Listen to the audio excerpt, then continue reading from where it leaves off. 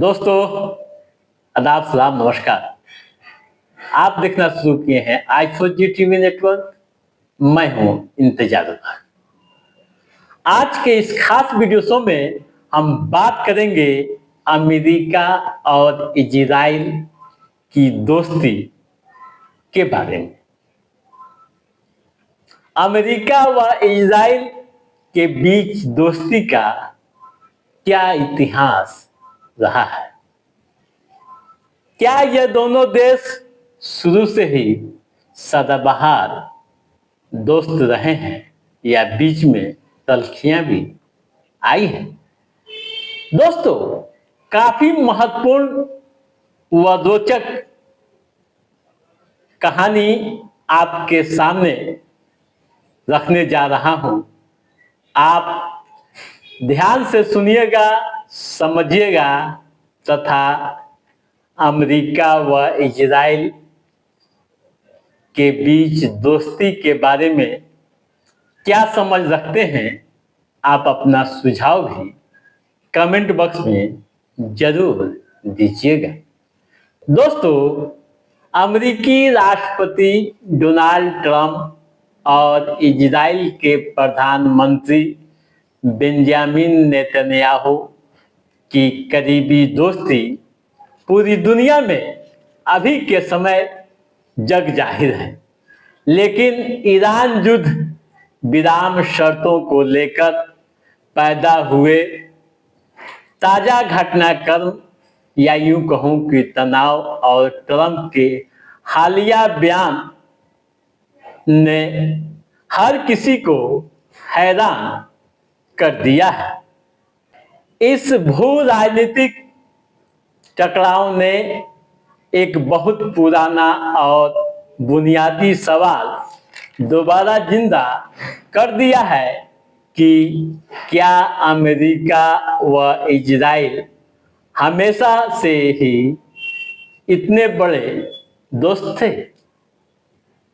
दोनों देशों के ऐतिहासिक रिश्तों की परतों का अगर खोलकर देखा जाए तो समझ में आता है कि यह कहानी सिर्फ दोस्ती की ही नहीं है, बल्कि बड़े सामरिक हितों और उतार चढ़ाव की रही है। कैसे? टू द पॉइंट हम आपको समझा रहे हैं। दोस्तों, यहूदी होलमैंड के विचार की अमेरिका का शुरुआती सहारा। आपको बता दूं कि अमेरिका व इजराइल के बीच कूटनीतिक रिश्तों की बुनियाद इजराइल नाम के देश के नक्शे पर आने से बहुत पहले ही रख दी गई थी। ऐतिहासिक फिलिस्तीन के भीतर एक अलग देश बनाने का विचार का अमेरिका ने शुरू से ही समर्थन किया था। जब 2 नवंबर 1917 को बालाफोर घोषणा पत्र के माध्यम से फिलिस्तीन में अलग यहूदी देश की मांग को ब्रिटेन ने समर्थन किया, तब उसके ठीक 2 साल बाद 3 मार्च 1919 को तत्कालीन अमेरिकी राष्ट्रपति वुडरो विल्सन ने भी मित्र देशों की तरफ से इस मांग पर अपनी मुहर लगा दी। इसके बाद 1922 व फिर 1944 में अमेरिकी संसद ने बालफोर पत्र यानी घोषणा पत्र के पक्ष में औपचारिक प्रस्ताव पारित कर दिए। दोस्तों, महज 15 मिनट के भीतर इजराइल को अमेरिका ने मान्यता दी थी। साल 1948 में जब दुनिया के नक्शे पर इजराइल के अस्तित्व का ऐलान किया गया, तब उसे मान्यता देने वाला अमेरिका दुनिया का पहला देश बना। इजराइल की स्वतंत्रता की घोषणा होने के 11 मिनटों के अंदर ही अमेरिका ने उसे एक संप्रभु राष्ट्र के रूप में स्वीकार कर लिया था। तत्कालीन अमेरिकी राष्ट्रपति हैरी ट्रूमैन दुनिया के वह पहले नेता बने जिन्होंने बिना किसी देरी किए हुए सबसे पहले इजराइल को कूटनीतिक हरी झंडी दिखाई। इतनी तेजी से लिए गए फैसले कोई भावुकता नहीं थी, बल्कि इसके पीछे उस दौर के बड़े वैश्विक समीकरण काम कर रहे थे। दोस्तों, शीत युद्ध की शुरुआत और अरब जगत का सत्ता संघर्ष भी समझना होगा। यानी इसकी जो कहानी है, इससे भी आप बहुत कुछ सीख सकते हैं, जान सकते हैं। यानी इजराइल को इतनी जल्दी मान्यता देने के पीछे द्वितीय विश्व युद्ध के ठीक बाद की वैश्विक परिस्थितियां थी। यह वह दौर था जब अमेरिका व सोवियत संघ के बीच शीत युद्ध अपनी शकल अख्तियार कर रहा था। उस समय अरब देश अपने विशाल तेल भंडारों और सुएज नहर जैसे महत्वपूर्ण समुद्री व्यापारी मार्गों के कारण दो महाशक्तियों के शक्ति प्रदर्शन का अखाड़ा बना हुआ था। सुएज नहर एक ऐसा मार्ग था जिसके जरिए बड़े पैमाने पर अंतर्राष्ट्रीय व्यापार हुआ करता था। ऐसे में यूरोपीय शक्तियां कमजोर पड़ रही थी और अमेरिका अरब जगत में सत्ता संघर्ष का सबसे बड़ा बिचौलिया बनकर खुद को स्थापित कर चुका था।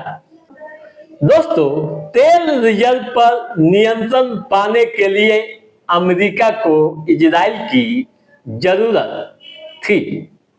आपको बता दूं कि तेल रिजर्व और पश्चिम एशिया के रणनीतिक ताकतों को लेकर अरब जगत में अमेरिका के आर्थिक व राजनीतिक हित लगातार बढ़ रहे थे।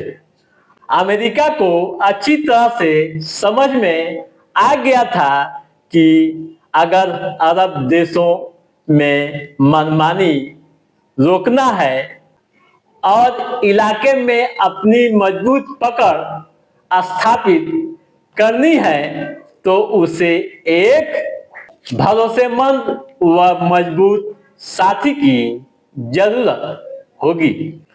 इजराइल उस समय अमेरिकी जरूरत के ढांचे में पूरी तरह से फिट बैठा था। यही वजह थी कि अमेरिका ने इजराइल को न केवल तुरंत एक देश के रूप में मान्यता दी थी, बल्कि उसे एक बड़ी सैन्य ताकत के रूप में विकसित करने में भी कोई कसर नहीं छोड़ी थी। अब बात करते हैं सुएज नहर विवाद और अमेरिकी शासन की तीखी नाराजगी। दोस्तों, भले ही अमेरिका ने इजराइल के जन्म से पहले ही उसे पूरा नैतिक समर्थन दिया था, लेकिन यह सोचना पूरी तरह से गलत साबित होगा कि दोनों के रिश्ते शुरू से ही बेहतर रहे हैं।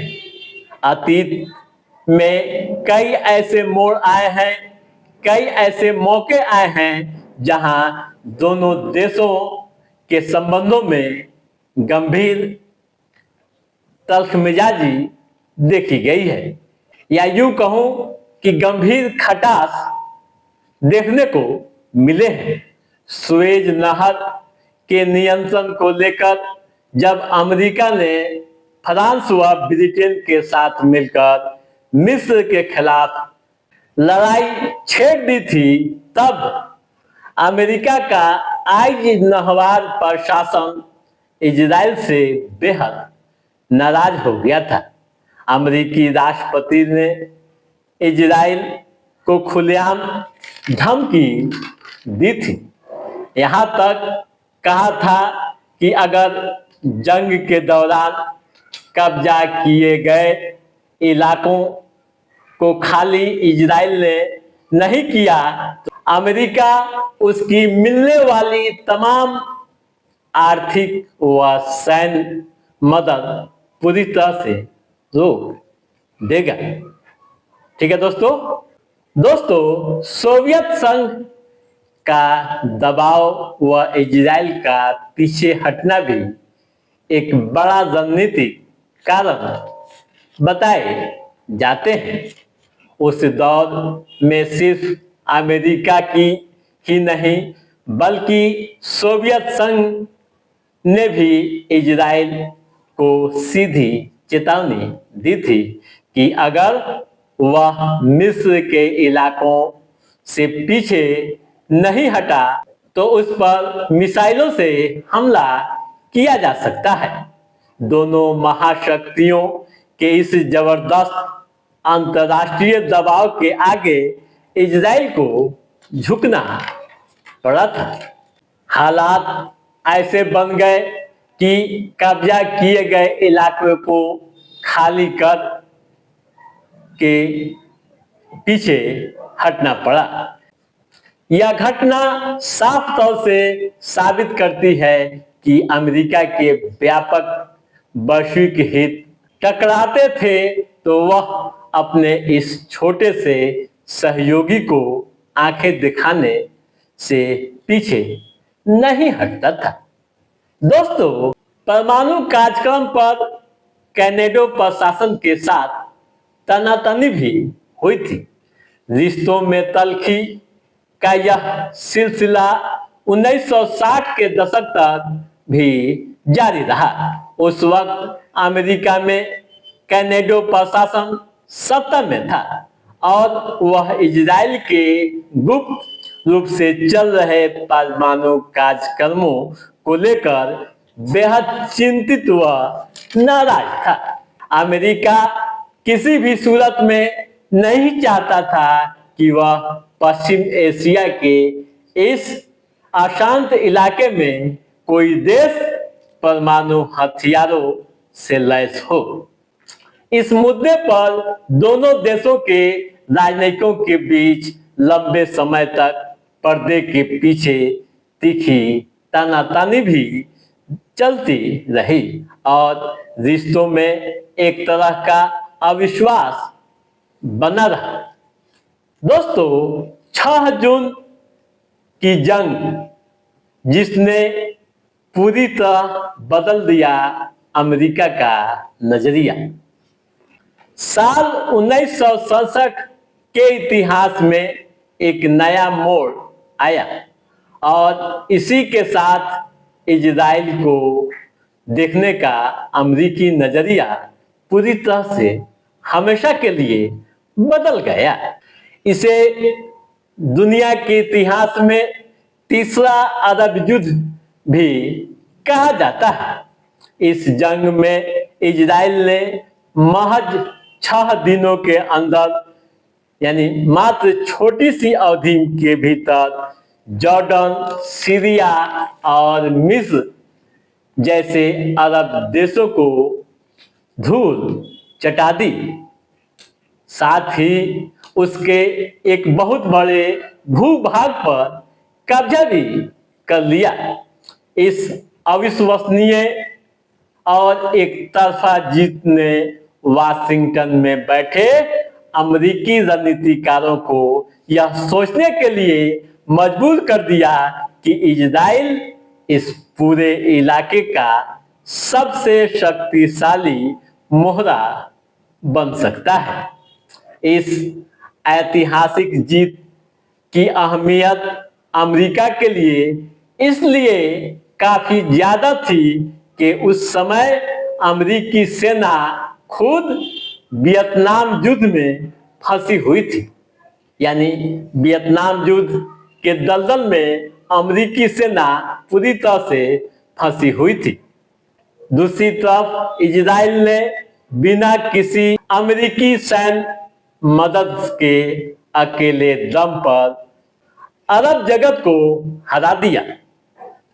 इससे भी बड़ी बात यह थी कि इस लड़ाई में इजराइल के हाथों शिकस्त झेलने वाले दो प्रमुख देश मिस्र व सीरिया सीधे तौर पर सोवियत संघ के दोस्त थे, काफी करीबी थे।